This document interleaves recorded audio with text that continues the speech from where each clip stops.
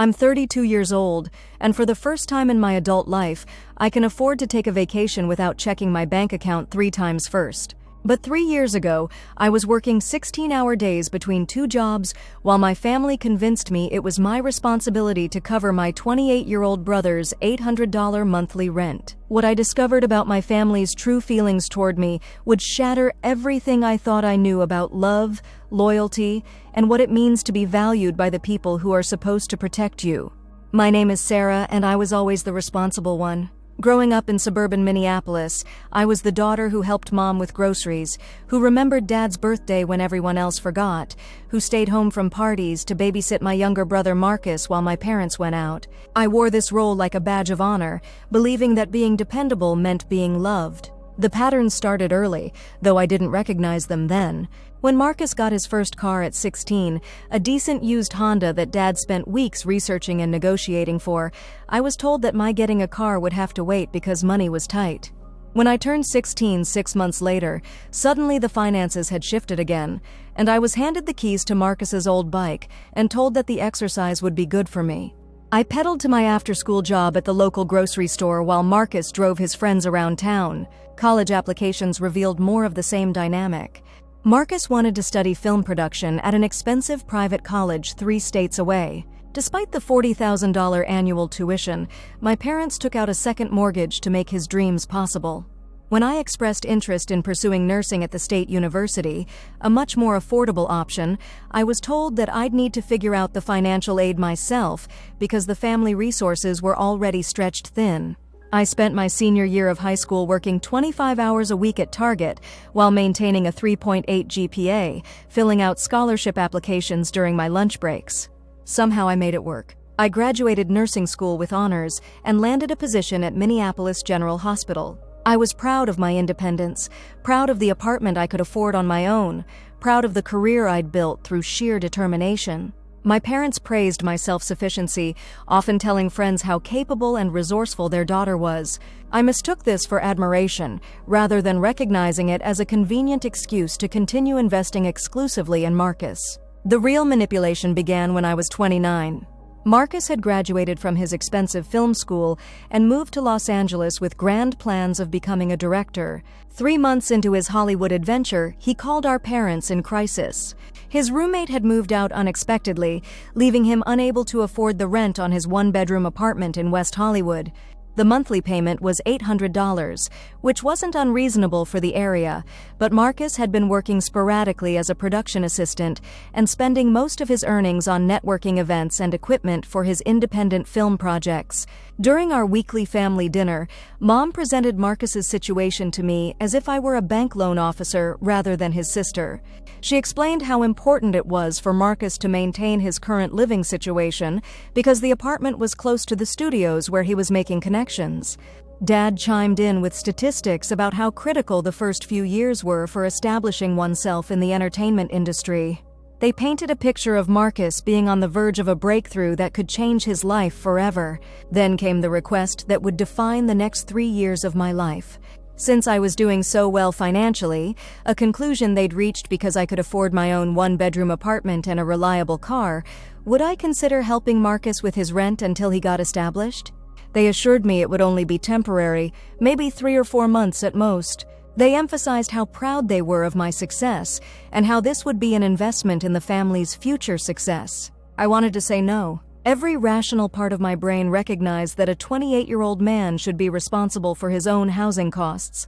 But the weight of family expectations, combined with years of conditioning that told me my worth was measured by my usefulness, made refusal feel impossible. I agreed to help with Marcus's rent temporarily, with the understanding that he would pay me back once his career gained momentum. What I didn't know was that my parents had already promised Marcus that his rent would be covered. They had presented my financial assistance as a given rather than a request, essentially volunteering my money without my consent.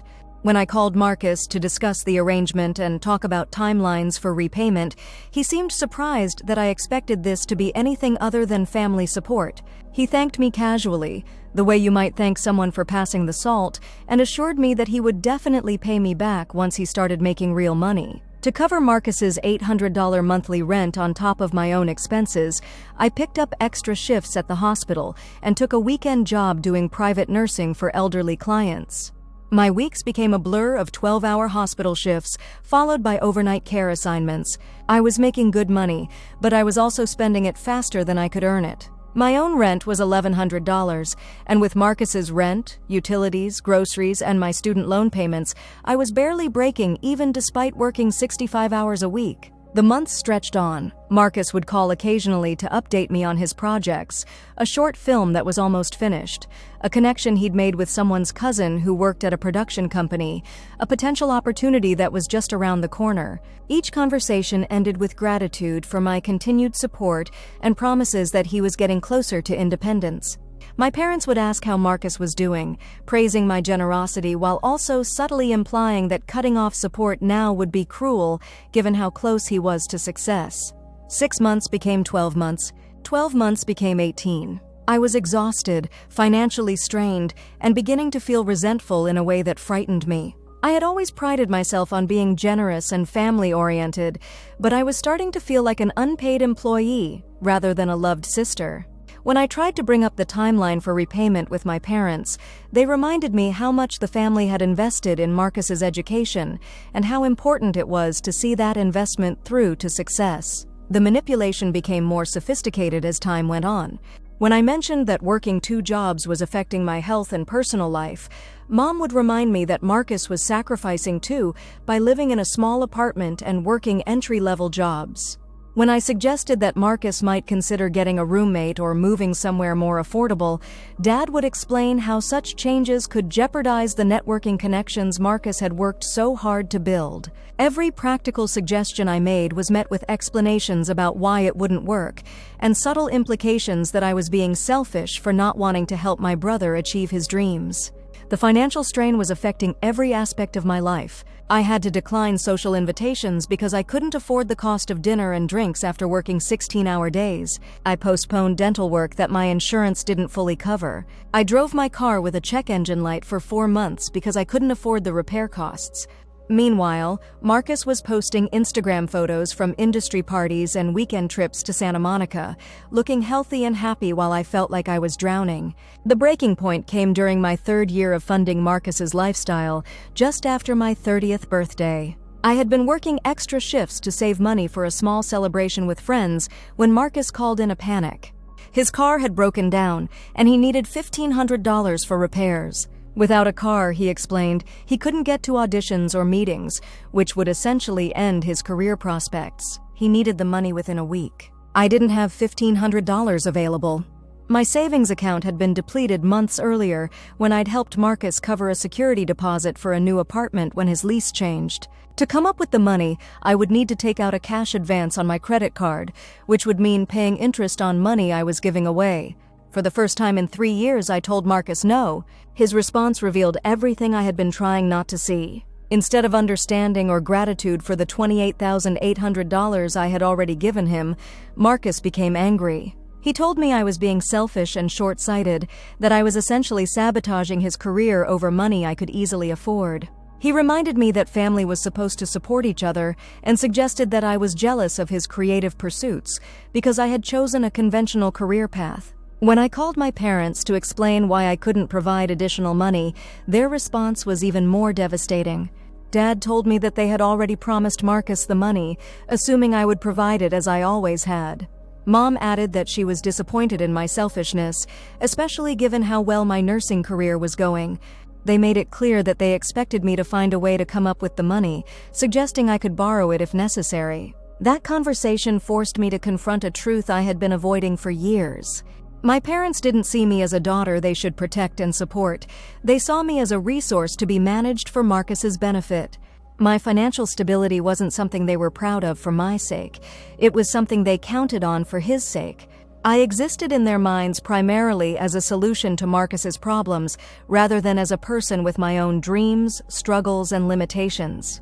I spent the next week in a haze of anger and grief that felt unlike anything I had experienced before. The loss of a relationship is one thing, but discovering that the relationship you thought you had never actually existed is something else entirely. I had spent 30 years believing my parents loved and valued me, only to discover that their affection was conditional on my utility. I had been working myself to exhaustion to fund a lifestyle that Marcus felt entitled to rather than grateful for. The financial reality was stark when I finally calculated everything. Over 3 years, I had given Marcus $28,800 in rent payments, plus additional money for deposits, emergencies, and other expenses that had brought the total to over $35,000. I had worked extra shifts totaling more than 3,000 additional hours. I had sacrificed my health, my social life, and my financial security to fund someone else's dreams while being made to feel selfish for having any limitations at all. I made the decision to stop all financial support immediately. When I called Marcus to explain that I could no longer cover his rent, he responded with a level of entitlement that still takes my breath away. He told me that I was ruining his life over money, that I clearly didn't understand how investments worked, and that I would regret sabotaging his career when he became successful. He reminded me that the family had always been able to count on me and suggested that I was having some kind of personal crisis that was affecting my judgment. My parents' reaction was swift and brutal. Dad called to tell me that I was being selfish and irresponsible, that family meant making sacrifices for each other, and that I was essentially abandoning Marcus when he needed support most. Mom was more manipulative, expressing concern about my apparent personality change and wondering if work stress was affecting my ability to think clearly about family obligations. Both of them made it clear that they expected me to reconsider my decision and resume supporting Marcus. What happened next changed everything. When I refused to change my mind, my parents made a decision that revealed their true priorities with devastating clarity. Rather than ask Marcus to take responsibility for his own expenses, they decided to sell some of their retirement investments to cover his rent themselves. They presented this as a temporary solution until I came to my senses, but the message was unmistakable. They would sacrifice their own financial security rather than ask their son to live within his means. The conversation where they told me about this decision was the most painful of my life.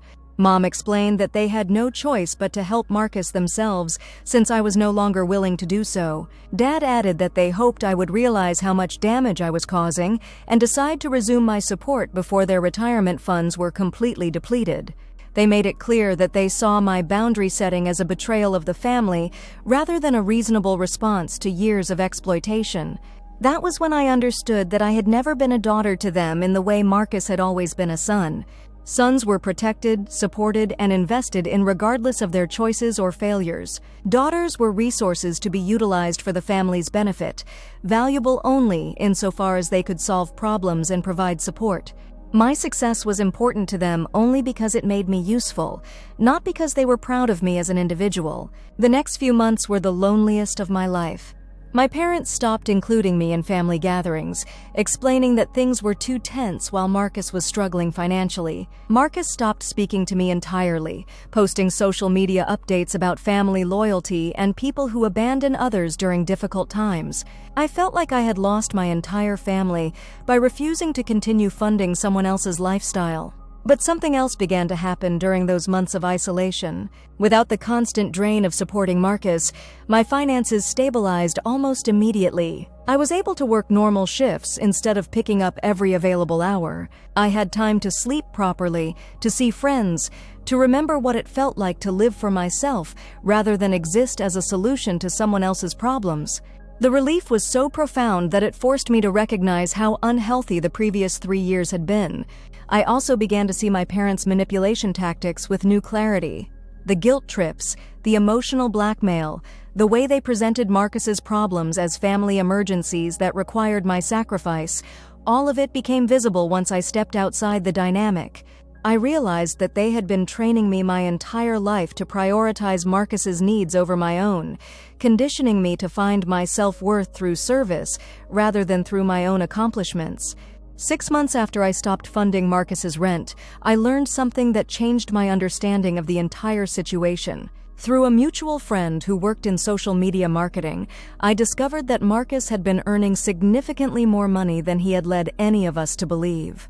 His sporadic production assistant work had actually been supplemented by a steady freelance income from video editing projects. He had been able to afford his rent for most of the 3 years I was paying it, but had chosen to let me cover it so he could spend his earnings on equipment, networking events, and entertainment. The betrayal was staggering. Not only had I been working myself to exhaustion to fund someone else's lifestyle, but that person had been fully capable of supporting himself while allowing me to sacrifice my health and financial security for his convenience. Marcus hadn't been struggling. He had been taking advantage of family dynamics that positioned me as responsible for his well-being, regardless of my own circumstances. When I confronted my parents with this information, their response revealed the depth of their investment in maintaining the status quo. Instead of expressing outrage at Marcus's deception or gratitude for my years of sacrifice, they focused on defending his choices.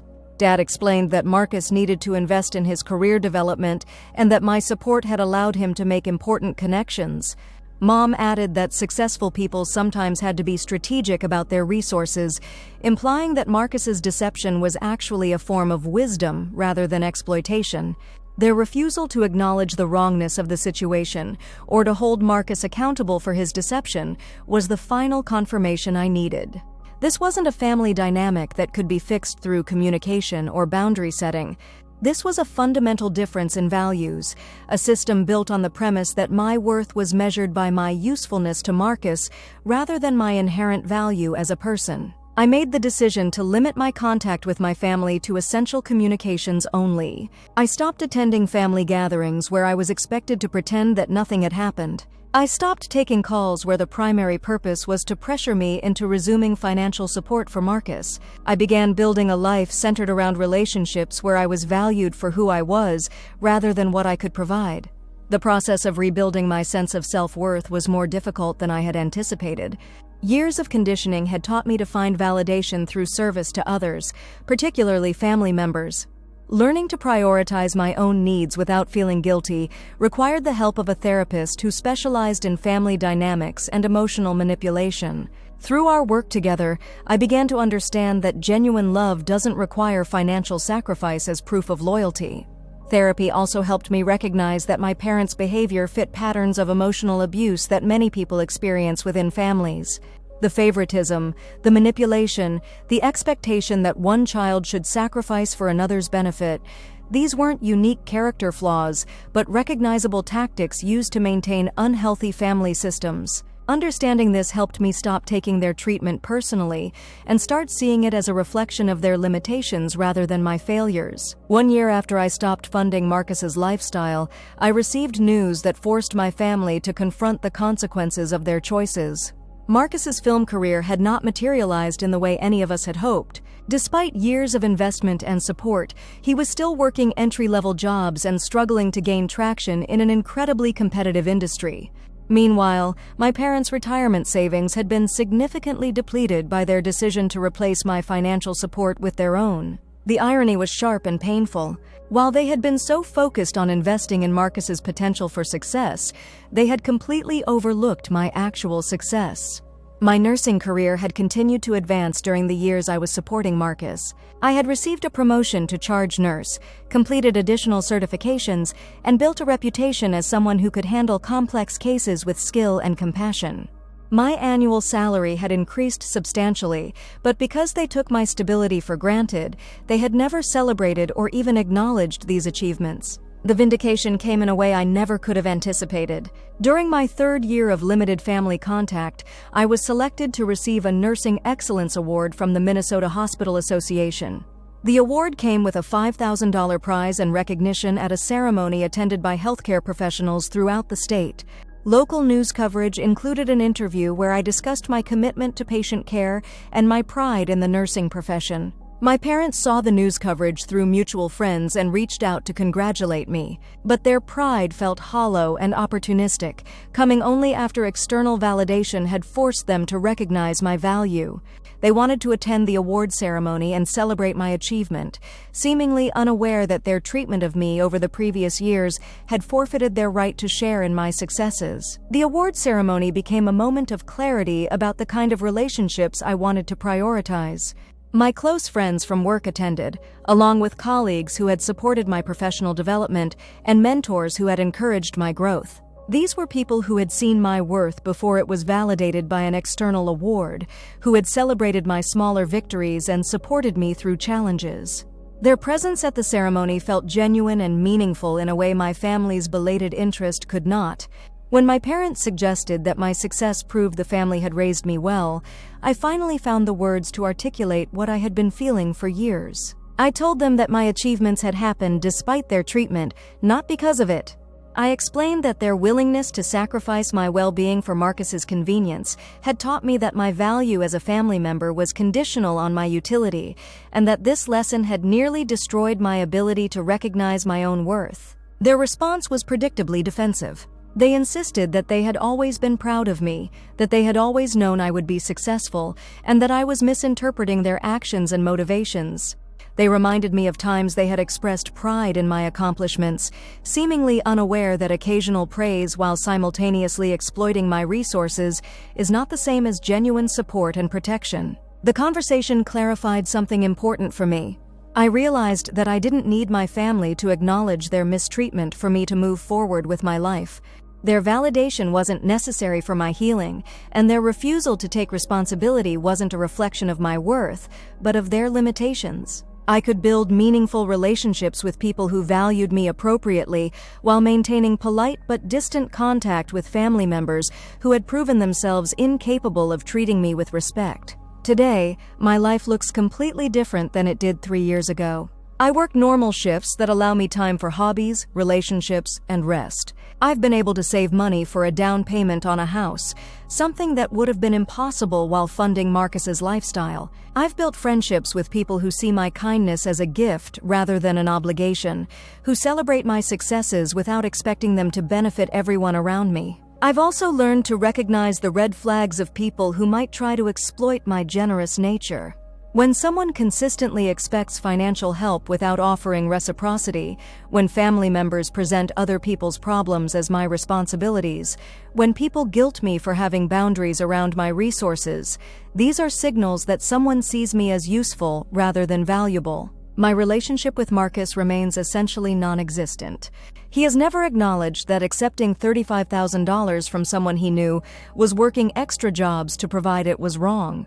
He has never apologized for lying about his financial situation or for allowing me to sacrifice my well-being for his convenience. Without accountability or changed behavior, reconciliation isn't possible, and I've made peace with that reality. My relationship with my parents exists but remains limited.